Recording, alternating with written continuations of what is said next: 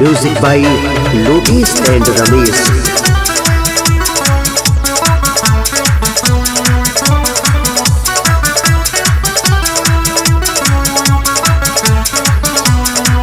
पूरा नैहर की बात हम बता दिहनी, सफेयरवा के फोटो देखा दिहनी, 12 गजन फूले सखी।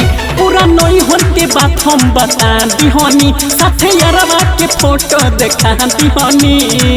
नाम सुन ले वो हमारा से खुश नहीं भइले, ए सखी लेबे के बेरिया सोइया हमर रूस गइले। ए सखी लेबे के बेरिया भतरा हमर रूस गइले। ए सखी लेबे के बेरिया सोइया हमर रूस गइले।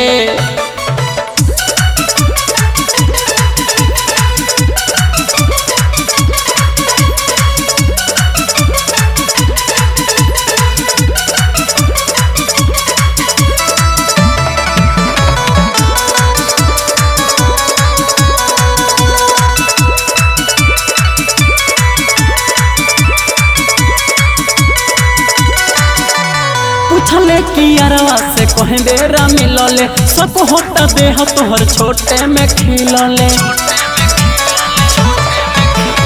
पूछले कि यारवा से कहे बेरा मिलले, सब होता देह तोहर छोटे में खिलले। आ कहले दाम कहा के पूरा चुस गइले। हे सखी लेबे के बेरिया सोइया हमर रूस गइले।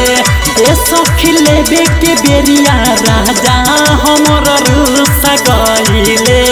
ये सखी लेबे के बेरिया भतरू हमर रूस गइले।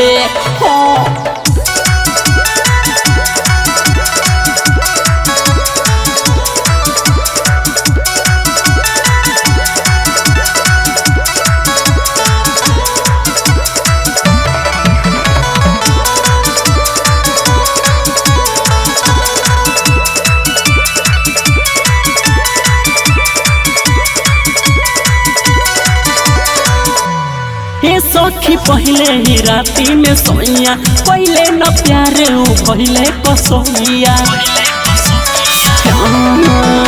ये सखी पहले ही राती में सोइया, पहले न प्यारे उ पहले कसोइया।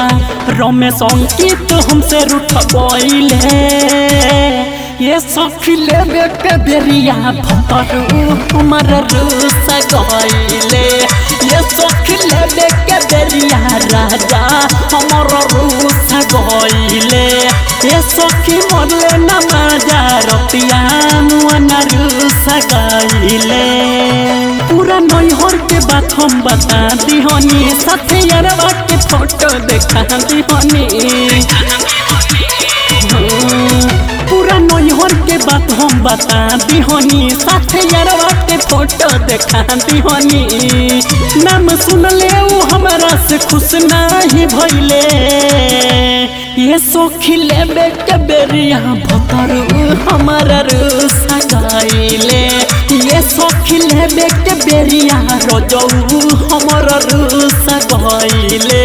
ये सखी लेबे के बेरिया भतरा हमारा रूस गइले। Audio the Power Recording